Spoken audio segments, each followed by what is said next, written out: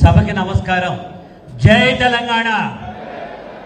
తెలంగాణ నుంచి పుట్టి తెలంగాణలో పెరిగి హైదరాబాద్ ఓల్డ్ సిటీ గల్లీల్లో పెరిగి వివి స్కూల్ వివి కాలేజీలో చదివి యాక్టర్ అయిన ఫస్ట్ పర్సన్ నేనే. తెలంగాణ అంటే స్వచ్ఛతకి మారుపేరు. తెలంగాణ అంటే మంచితనానికి మారుపేరు. అప్పులోడు ఇంటికి వచ్చిన బిర్యానీ తినిపించకుండా పంపించే సంస్కారం ఒకటి తెలంగాణలో మాత్రమే ఉంటుంది, ఇంకెక్కడా ఉండదు. అటువంటి గడ్డ మీద పుట్టి అటువంటి గడ్డ మీద మనకంటూ స్వతంత్రత తెచ్చుకుని చిన్న రాష్ట్రమైన చింతలేని రాష్ట్రంగా చేసిన కేసీఆర్ గారికి, కేటీఆర్ గారికి, సుధీర్ అన్న గారికి, వేదిక మీద ఉన్న ఉద్యమ నాయకులకి, వేదిక కింద ఉన్న సైనికులందరికీ నా కళాభివందనాలు. ఓ పిల్లాడు వాళ్ళ నాన్న దగ్గరికి వెళ్ళి అడిగాడు, నాన్న నేను 14 ఏళ్ల వయసు వచ్చింది, ఎలాంటి స్నేహితులను ఎంచుకోవాలి, ఎలాంటి వాళ్ళతో నేను ఉండాలి, ఎలాంటి జీవితాన్ని ఎంచుకోవాలి అని అడిగాడు. తండ్రి చెప్పాడు, నీకు ఒక చిన్న ఎగ్జాంపుల్ ఇస్తాను, ఒక యాక్టివిటీ ఇస్తాను, ఆ పని చేస్తే నీకే అర్థమవుతుంది అన్నాడు. ఏంది నాయనా అది అని అడిగాడు.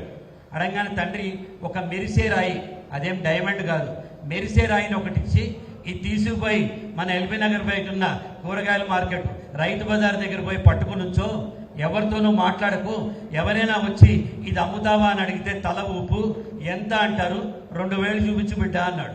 వీడు సంతోషంగా రాయి తీసుకుపోయి రైతు బజార్ బయట నుంచున్నాడు. కాసేపటికి ఒక అంకుల్ వచ్చిండు, బాబు ఇది అమ్ముతావా అన్నాడు. బాబు ఇది అమ్ముతావా అన్నాడు. తల ఊపాడు.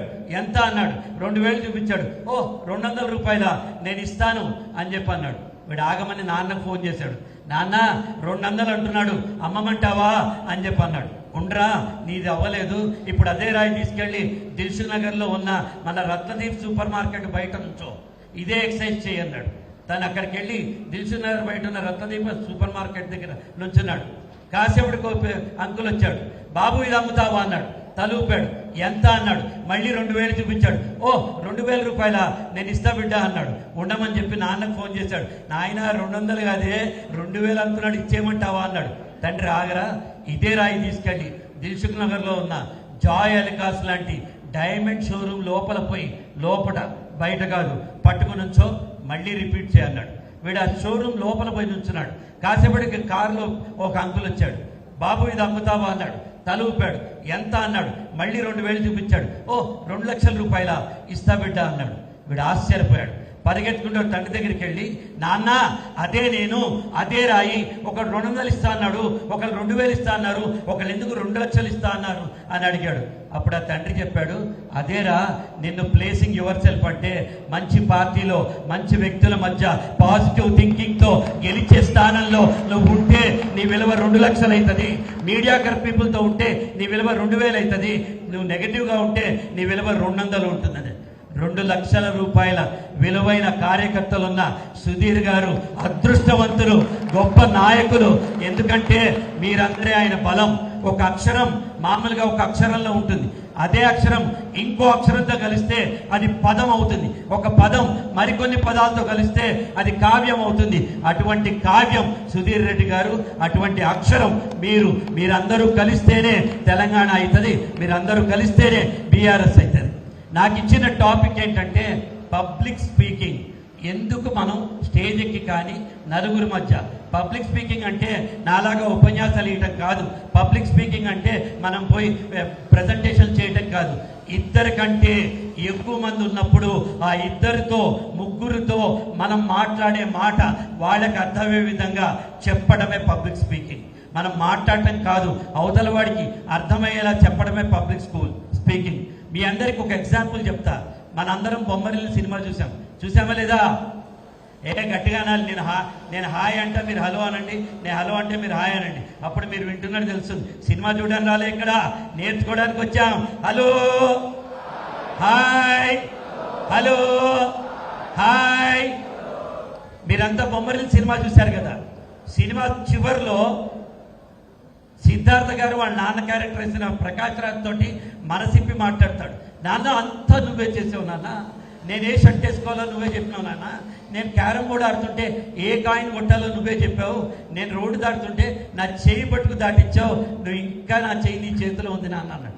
Extraordinary scene. దాంతో వాళ్ళకి అవార్డులు వచ్చాయి, దిల్ రాజు అన్నకు పైసలు వచ్చాయి. అంతేగా అనే వాళ్ళందరికీ ఇంట్లో అంతేగా ప్రాప్తి వస్తుంది. నేను చెప్పేది ఏంటంటే ఇదే సీను సినిమా ఎండింగ్లో కాకుండా సినిమా స్టార్టింగ్లో పెట్టుంటే అసలు సినిమా కథ అవసరం ఉందా? Hello hi. కాబట్టి మాట్లాడాలి, 10 మందితో మాట్లాడాలి, ఇష్టమైతే మాట్లాడాలి, ఇష్టం లేకపోతే మాట్లాడాలి, నచ్చితే మాట్లాడాలి, నచ్చకపోతే మాట్లాడాలి, అన్యాయం జరిగితే మాట్లాడాలి, న్యాయం ఏంటో చెప్పడానికి మాట్లాడటం మన జన్మ హక్కు. Yes or no? ఎవడైతే అన్యాయానికి అగేన్స్ట్గా స్వరం విప్పుతాడో వాడే కార్యకర్త, వాడే మన పార్టీకి ఆస్తి. నాకెందుకులే అని కూర్చుంటే అంతా ఇట్లాగే అయిపోతూ ఉంటుంది. మరి మీరందరూ కూడా రేపొద్దున కార్యకర్తలై 10 మందికి మంచి చెప్పాలి. ఒక సైనికుడు ఉంటాడు, ఎక్స్ట్రీమ్ ఓనర్షిప్ అంటారు దాన్ని. ఒక సైనికుడు ఉంటాడు, ఆ సైనికుడు నువ్వు పోరా యుద్ధం చేయంటారు. సార్ ముందుకు పోవాలన్నా, లెఫ్ట్కి రావాలన్నా, రైట్కి రావాలన్నా, ఆకలి అవుతుంది సార్, వెనక్కి పోవాలన్నా అనడు. ముందుకెళ్ళి చస్తాడు, లేకపోతే చంపుతాడు. Yes or no? మనం కూడా సైనికులమే. మన బూత్ మన రాజ్యం. Yes or no? మీరే కదా బూత్కి ఇంపార్టెంట్. Yes or no? కాబట్టి ఆ బూత్లో జరిగిన అన్యాయాలకి, అక్రమాలకి ఆ చుట్టూ ఉన్న 1000 నుంచి 1200 మంది కార్యకర్తలకి టీఆర్ఎస్ బీఆర్ఎస్ పార్టీల ముఖ చిత్రం మీరు. వారికి కేసీఆర్ గారితో పరిచయం ఉండదు, కేటీఆర్ గారితో పరిచయం ఉండదు, సుధీర్ అన్న దగ్గరికి వెళ్ళే అవకాశం ఉండదు. మీరే వాళ్ళకి నాయకులు. ఇలా నమ్మిన వాళ్ళు గట్టిగా చప్పట్లు కొట్టండి. నాకు వినిపించాలి, సార్కి వినిపించాలి. మరి పబ్లిక్ స్పీకింగ్ అంటే ఏంటి? వేదికనెక్కిన పెద్దలందరికీ, ఈరోజు వచ్చిన సర్పంచ్ అన్నకి, వాళ్ళ ఆమెకి, వాళ్ళ పక్కింటి ఆయనకి, వీళ్ళకి, వాళ్ళకంటే ఎవడైనా విన్నాడు కదా. ఇంట్రెస్టింగ్గా చెప్పాలి. మనుషుల్లో 2 రకాలు ఉంటారు. ఒకళ్ళు తోస్తే ముందుకు వెళ్తారు. మీరేం చేయొద్దు, యాదగిరిగుట్ట పోయి నరసింహస్వామి గుళ్ళో నుంచోండి, వెనకోడు తోస్తూ ఉంటాడు, మీరు ముందుకు పోతారు. మీ ప్రేమేం ఏమైనా అవసరం ఉందా? మనం ఏమైనా చెయ్యాలన్నా ఏమొద్దు, ఇట్లా నుంచో అన్న 20 ఏళ్ళకెళ్ళి పార్టీలో ఉన్నా, ముందుకు పోతూనే ఉంటాం. అది కాదు నాయకత్వం అంటే. తోసుకుని ముందుకెళ్ళాలి. 9,99,999 మంది చప్పట్లు కొడుతూ ఉంటే విరాట్ కోహ్లీ సెంచరీలు కొడుతూ ఉంటాడు. సెంచరీలు మనం కొట్టాలి, చప్పట్లు ప్రపంచం కొట్టాలి. Yes or no? మీరు కూడా ఎదగాలి. నాయకుడు ఎంత గొప్పవాడో సైనికుడు కూడా అంతే గొప్పవాడు. సైనికుడే నాయకుడు అవుతాడు. మనకి తేడా లేదు. అన్యాయం, అక్రమం, మనకు జరుగుతున్న ఏ అన్యాయాన్నైనా ప్రతిఘటించాలంటే, మీ స్వరం ఎత్తాలంటే మీకు పబ్లిక్ స్పీకింగ్ తెలియాలి.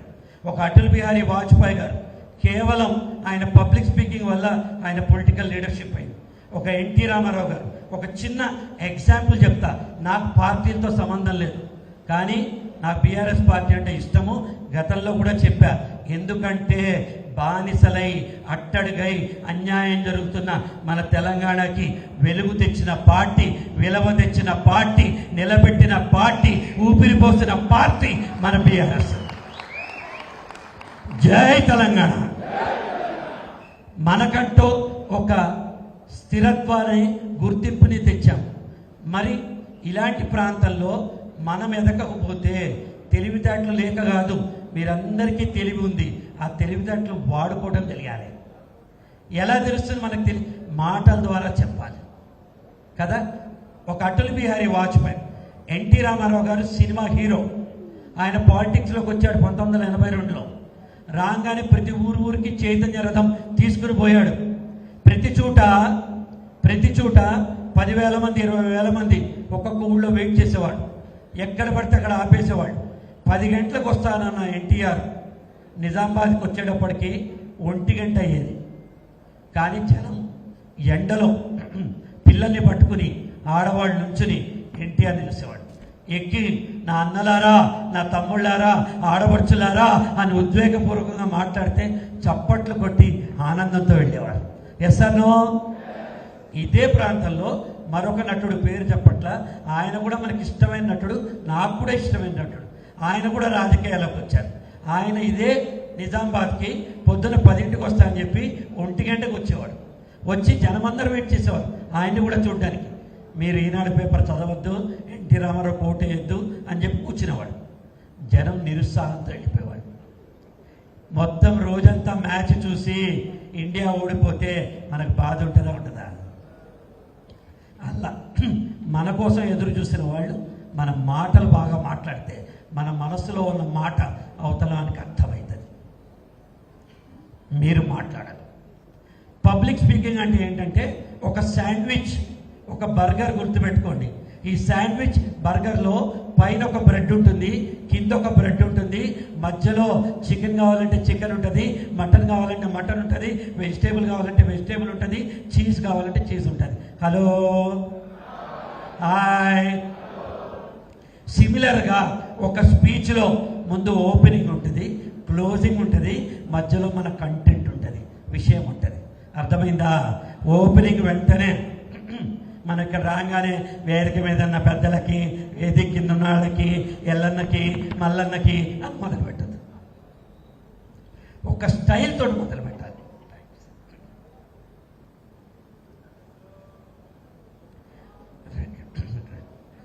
శ్రీపాదం గారు అద్భుతమైన వ్యక్తి, అద్భుతమైన వక్త. వారి కోసం ఇవాళ వచ్చాను నేను. అంత మంచి వ్యక్తి సుధీర్ సారు, ఆయన కలిసి ఇప్పటిదాకా 40 ఏళ్ల సుదీర్ఘమైన నా ప్రసంగ ప్రపంచంలో ఇటువంటి డిసిప్లైన్డ్ మీటింగ్, రాజకీయ మీటింగ్ నేను చూడలేదు. ఎలా ఉంది అంటే ఒక కార్పొరేట్ ట్రైనింగ్ లాగా ఉంది తప్ప కార్యకర్తల ట్రైనింగ్ లా లేదు. అంటే మీ స్ఫూర్తి ఎంత గొప్పదో అర్థమవుతుంది. ఎలా అయితే శాండ్విచ్లో ఒక పైన బ్రెడ్ ఉంటుందో, కింద బ్రెడ్ ఉంటుందో, మధ్యలో కాంటెంట్ ఉంటుందో, మన స్పీచ్కి కూడా ఒక ఓపెనింగ్ ఉండాలి, ఒక క్లోజింగ్ ఉండాలి. మీకు 10 నిమిషాలు ఇస్తే టైము, 2 నిమిషాలు ఓపెనింగ్, 1 నిమిషం ఓపెనింగ్ మాట్లాడాలి, 1 నిమిషం క్లోజింగ్ మాట్లాడాలి, విషయం 8 నిమిషాలు మాట్లాడాలి. నేనేం చేశా, ఇందాక ఓ పిల్లాడు వాళ్ళ తండ్రి దగ్గర పోయాడు, ఇది నా ఓపెనింగ్, ఇలా మొదలెట్టచ్చు. లేకపోతే ఒక కొటేషన్, అస్థిమూల పంజరాలు, ఆర్తరావ మందిరాలు, కూడులేని లోకమిది, గుండెలోతు తాపమిది, ఇది ఏ నాగరిక ఫలశ్రుతి అని బాలగంగాధర తిలక్ అన్నాడని చెప్పచ్చు. లేకుంటే ఒక జోక్ చెప్పచ్చు, లేకుంటే ఒక పాట చెప్పచ్చు. తగిలే వాళ్ళని పునాది చేసి ఎదగాలని, తరిమే వాళ్ళని హితులుగా మరిచి ముందుకెళ్లాలని, కన్నుల నీరుని కలల సాగుకై వాడుకోవాలని, కాల్చే నిప్పును ప్రమిదిగా మలిచి కాంతి పంచాలని, గుండెతో గుండె చెప్పాను, అడుగుతో గమ్యం చెప్పాను, ప్రశ్నతో బదులే చెప్పాను, నేనున్నానని నీకేం కాదని చంద్రబోస్ రాస్తాడు. మన తెలంగాణ చంద్రబోస్ కదా. మరి ఆ సినిమాలో శ్రేయ గారికి నాగార్జున గారు ఉన్నారు. నేనున్నానని పాట పాడాడు. నీ జీవితంలో నీకు నాకు ఎవడుంటాడమ్మా? అద్దం ముందు నుంచుని మనతో మనం చెప్పుకోవాలి, నేనున్నానని నీకేం కాదని, నీకు నువ్వే సైన్యం, ఆ బూతు నా బాధ్యత అని మీరు అనుకున్నట్టు నా జీవితం నా చాయిస్. సో ఓపెనింగ్ ఒక జోక్తో చెప్పచ్చు, ఒక కొటేషన్తో చెప్పచ్చు, ఏమన్నా చెప్పచ్చు. చిన్నపాటి గ్యాప్ తీసుకుని అది చెప్పిన తర్వాత సభాధ్యక్షుల్ని, సభలో ఉన్న పెద్దవాళ్ళని అందరినీ ఉద్దేశించి మాట్లాడి మీ విషయంలోకి వెళ్ళిన తర్వాత మళ్ళీ 3 పాయింట్లు. ఏం మాట్లాడుతున్నాం, ఎందుకు మాట్లాడుతున్నాం, ఏం ఆశించి మాట్లాడుతున్నాం. ఏది పడితే అది మాట్లాడుతున్నా, ఏం మాట్లాడుతున్నాం, ఎందుకు మాట్లాడుతున్నాం, ఏం ఆశించి మాట్లాడుతున్నాం, ఇవాళ నన్ను ఎందుకు పిలిచారు, ఆ టాపిక్ మీదే మాట్లాడాలి. మీకు ఓపెనింగ్ అడ్రస్ ఇస్తే 2 నిమిషాలే మాట్లాడాలి. మీకు ఓట్ ఆఫ్ థ్యాంక్స్ ఇస్తే 1 నిమిషమే మాట్లాడాలి. మీకు సభాధ్యక్షత ఇస్తే 1 నిమిషం మాట్లాడి వక్తకి ఇవ్వాలి. అంత పెద్ద వ్యక్తి సుధీర్ సారు ఇప్పుడు ఏం చేస్తున్నారు, నెక్స్ట్ ఎవరో మాట్లాడుతున్నారు. ఆయన తలుచుకుంటే ఒక్కొక్క టాపిక్ మీద ఆయనే మాట్లాడతాడు. మన పాత్ర తెలుసుకుని అక్కడ మాట్లాడటం మన కాంటెంట్. Number 3 closing. కాబట్టి నేను చెప్పేది ఏంటంటే, నేను చెప్తుంది ఏంటంటే అని క్లైమాక్స్ ఉంటుంది కదా స్పీచ్లో, అది చెప్పి క్లోజ్ చేయాలి. మీకు 10 నిమిషాలున్నా, 1 నిమిషం ఉన్నా, 100 నిమిషం ఉన్నా పబ్లిక్ స్పీకర్ మీరు అయితే మ్యాగ్నెట్ అయ్యి జనాలను ఆకర్షించుకుంటారు. ఎప్పుడైతే మీరు పబ్లిక్ స్పీకింగ్ చేస్తారో మీలో ఆత్మవిశ్వాసం పెరుగుతుంది. అరే భయం లేదురా భయ్, ఎవరి దగ్గరికైనా పోదాం, పోలీసు వాళ్ళ దగ్గర పోదాం, ఎవరి దగ్గర పోదాం, నేనున్నాను అని మీరు అనుకుంటారు. మీ వెనకున్న కార్యకర్తలు అన్నున్నాడు కదా నాకేం భయం అనుకుంటారు. మీరే మాట్లాడకపోతే ప్రపంచంలో అన్యాయం ఎవరైతే ఇస్తారు, మంచి ఎవరు చెప్తారు? మాట్లాడటం నేర్చుకోండి. సార్ చెప్పారు, శ్రవణ్ సార్ ఇందాక, రోజుకి అరగంట మీకోసం మీరు బతకండి. శ్రవణన్నకు ఒకసారి చప్పట్లు కొట్టండి, నా దోస్త్ ఆయన. సార్ సార్ నమస్కారం సార్. ఒక అర్ధగంట సేపు మీకోసం మీరు టైం కేటాయించుకోండి. మీకు ఈటీవీ న్యూస్ చదవాలని ఉంటుంది, చేత కాదు, అవకాశం రాదు. టీవీ9 న్యూస్ రీడర్ అవ్వాలి, అవకాశం రాదు. ఎట్లా సార్ అంటాం. కానీ మన సెల్ ఫోను సెల్ఫీ మోడ్లో పెట్టి అద్దం ముందర పెట్టుకుని ఒక కాగితం తీసుకుని నమస్కారం ఈటీవీ వార్తల స్వాగతం, నా పేరు ప్రదీప్ అంటే ఎవడైనా ఆపుతాడా? మీరే మిమ్మల్ని ఆపుకుంటున్నారు. ప్రపంచం మిమ్మల్ని ఆపట్లేదు, మీరే మిమ్మల్ని ఆపుకుంటున్నారు. ఎదగాలనుకునే వాడికి, గెలవాలనుకునే వాడికి, గెలిచి తీరాలనే తత్వం ఉన్నవాడికి ఎవ్వడూ ఆపలేడు. మీరు ప్రాక్టీస్ చేయండి, మీరు కూడా నాకు తయారవుతారు. ప్రాక్టీస్ చేయండి. రోజుకి 10 నిమిషాలు మాట్లాడడం ప్రాక్టీస్ చేయండి. అమ్మతో మాట్లాడండి, నాయనతో మాట్లాడండి, అన్నతో మాట్లాడండి, తమ్ముడితో మాట్లాడండి, అందరితో మాట్లాడి ప్రాక్టీస్ చేయండి. ఎంత పెద్ద విషయాన్నైనా ఒక చిన్న పిట్ట కథతోటి కేసీఆర్ గారు చెప్తారు. Yes or no? Yes or no? అంత పెద్ద గోదావరి నదిని ఇంత చిన్న బాటిల్లో తెచ్చి మనందరికీ ఇస్తాడు. Yes or no? ఇదే పబ్లిక్ స్పీకింగ్. డైరెక్ట్ పాయింట్లోకి వెళ్ళకుండా ఒక చిన్న పిట్ట కథ చెప్పండి. ఇప్పుడు మీ గురించి చెప్తాను. ఒక సింహం అడవి బయట అలా కూర్చుంది, తన గుహ బయట. అక్కడి నుంచి నక్క పోతుంది. గుడ్ మార్నింగ్ అండి. సింహం గుడ్ మార్నింగ్, ఎక్కడ పోతున్నావు? కొంచెం నా వాచ్ పనిచేస్తలేదు, పట్లం పోతున్నాను. ఇంత చిన్న విషయానికి పట్లం ఎందుకే? డా నేను బాగు చేస్తాను. దీనికి బుగులైంది, కానీ భయం వేసింది. ఏం చేస్తుంది? సింహం అడిగింది కదా. వెంటనే తన వాచ్ తీసిచ్చింది. సింహం లోపలికి వెళ్ళి 10 నిమిషాల తర్వాత బయటకు వచ్చింది. వచ్చి నీ వాచ్ తీసుకుపోవాలి. ఆశ్చర్యపోయిందాక, మంచి పని చేస్తున్నారు, థ్యాంక్ యూ అని వెళ్ళిపోయింది. దూరం నుంచి ఒక ఎలుగుబంటి చూసింది, అది కూడా పరిశాన్ అయిపోయింది. కాసేపటికి అక్కడి నుంచి తోడేలు వచ్చింది. తోడేలు వచ్చి గుడ్ మార్నింగ్ అని. సింహం గుడ్ మార్నింగ్, ఎక్కడ పోతున్నావు? నా మొబైల్ ఫోన్లో ఆడియో వస్తలేదు, నేను పట్నం పోతున్నాను. నాకి నేను బాగు చేస్తాను. నువ్వెట్లా చేస్తావే అని తోడేలు, నీకెందుకు నాకి అని తీసుకుని లోపల పోయి 10 నిమిషాల తర్వాత వచ్చి ఇగో నీ మొబైల్ ఫోన్ పనిచేస్తుందని ఇచ్చింది. ఈ తోడేలు ఆశ్చర్యపోయింది. వెంటనే తీసుకుని చూస్తే పనిచేస్తుంది. థ్యాంక్ యూ వెరీ మచ్ అని అక్కడి నుంచి వెళ్ళిపోయింది. ఇది ఎలుగుబంటి చూసి పరిగెత్తుకుంటూ సింహం దగ్గరికి వచ్చి అడిగింది, ఇంత బండకుంటావు, ఇంత పెద్ద పెద్ద పార్ట్స్ ఉంటాయి, ఇంత సున్నితమైన పార్ట్స్ ఎలా నువ్వు బాగు చేస్తున్నావు అని అడిగింది. డా చూపిస్తా అని ఎలుగుబంటి చేయబట్టుకుని సింహం లోపల తీసుకుపోయింది. లోపల 50 కుందేళ్లు కూర్చుని సెన్సిటివ్ పార్ట్స్ అన్ని రిపేర్ చేస్తున్నాయి. ఒక నాయకుడి లక్షణం తెలియాలంటే, సుధీరన్న గొప్పతనం తెలియాలంటే కుందేళ్లు, మీరు సింహం ఆయన. ఇది గుర్తుపెట్టుకోండి. మీరుంటేనే బూత్ బాగుంటేనే, బూతులు బాగుంటేనే, బూతులు రాకుండా బూత్ అంటే ఫ్యూచర్ బ్రహ్మాండంగా ఉంటుంది. నా బూత్ నా బాధ్యత అంటే నా ఫ్యూచర్ నా బాధ్యత. సో మీరు మాట్లాడేటప్పుడు ఎలా ఉండాలి? First voice modulation. వేదికమైన పెద్దలకి, వచ్చిన వాళ్ళకి, ఈరోజు మంచి మంది అందరూ వచ్చారు, చేశారు, చెందారు, చాలా సంతోషం. ఈరోజు మా ఇంట్లో బూత్ పార్టీ, నా బూత్ నా కార్యకర్త, వచ్చిన వాళ్ళందరూ మంచి అంటే ఇంటాడు ఎవరైనా. మీ వాయిస్ మాడ్యులేషన్ బాగుంది. అప్పుడప్పుడు పైన, అప్పుడప్పుడు కింద. మరి ఎట్లా సార్? నాకు చేతనవుతుందా? నేను ఇంట్లో వంట వండుతా, నాకు చేతనవుతుందా? నాకు చిన్న దుకాణం ఉంది, నాకు చేతనవుతుందా? నేను స్టూడెంట్ కదా. ఏ పనైనా ప్రారంభిస్తేనే చేతనవుతుంది. ప్రారంభించకుండా చేత కాదు. 100 పుస్తకాలు చదవండి, మీకు సైకిల్ వస్తుందా? సైకిల్ తొక్కితేనే సైకిల్ వస్తుంది. Yes or no? సైకిల్ తొక్కడం మొదలెట్టాలంటే మాట్లాడడం మొదలు పెట్టాలి. సో ఫస్ట్ థింగ్ ఏంటి? మీ వాయిస్ మాడ్యులేషన్. సెకండ్ థింగ్ ఏంటి? Eye contact. ఇక్కడే చూస్తూ ఇక్కడ తిరిగి ఇక్కడ వాళ్ళతోనే మాట్లాడుతుంటే ఇక్కడ వాళ్ళు ఏమవుతారు? నాకు శత్రువులు అవుతారు.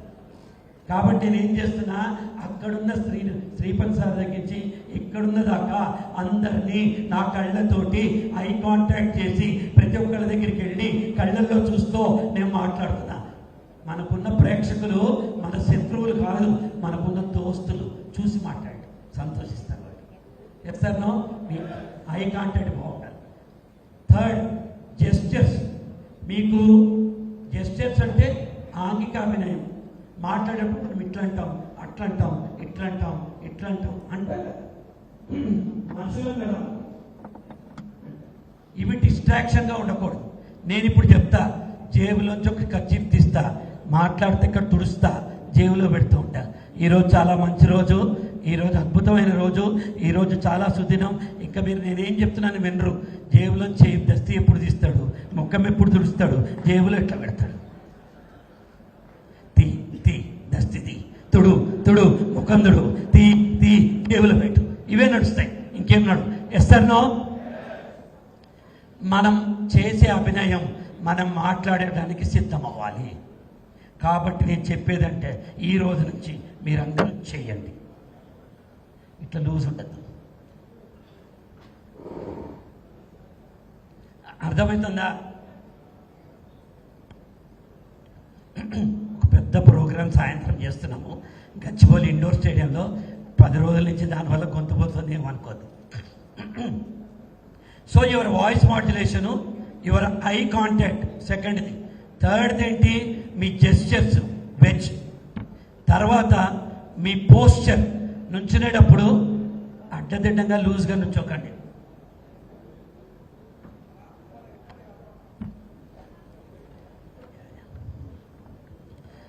నుంచునేటప్పుడు లూజ్గా నుంచోవద్దు. హలో,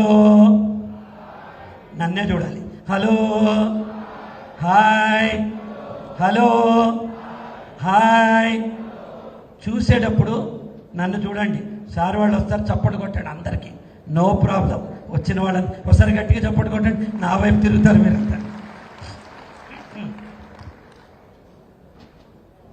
సో మీ జెస్చర్స్ ఎలా ఉండాలంటే మనం మాట్లాడేదానికి సరిపోయేటట్టు. నేను 3 సార్లు వెళ్ళే అసెంబ్లీకి, నేను 2 చూపిస్తున్నా, 3 మాట్లాడుతున్నా. మనం మాట్లాడేదానికి మన ఆంగిక అభినయం జెస్చర్స్ అలాగే ఉండాలి. నెక్స్ట్, మీరు నుంచునే పొజిషను ఇట్లా లూజ్గా నుంచోద్దు, కదలద్దు. మంచిగా ఇట్లాగా అదే ఇట్లాగా అదే అని మాట్లాడదు. స్టేజ్ కదా ఇది, స్టేజ్ మీద వెనక చూపించద్దు. అవసరమైతే ఎప్పుడు వెనక చూపించకూడదు. స్టేజ్ మీద నుంచున్నప్పుడు ఏం చేయాలి? మీరు 45 డిగ్రీస్లో 2 కాళ్ళు పెట్టి ఇలా ఫోమ్గా నుంచోండి. కాళ్ళు నొక్కి పెట్టి నుంచోండి. తిరగాలనుకోండి, ఇక్కడున్న వాళ్ళకి ఇక్కడ తిరగండి, ఇక్కడున్న వాళ్ళకి ఇక్కడ తిరగండి, అక్కడున్న వాడికి తిరగండి తప్ప ఇట్లా తిరిగి చేయొద్దు. మన బ్యాక్ చూపించద్దు. అర్థమవుతుందా?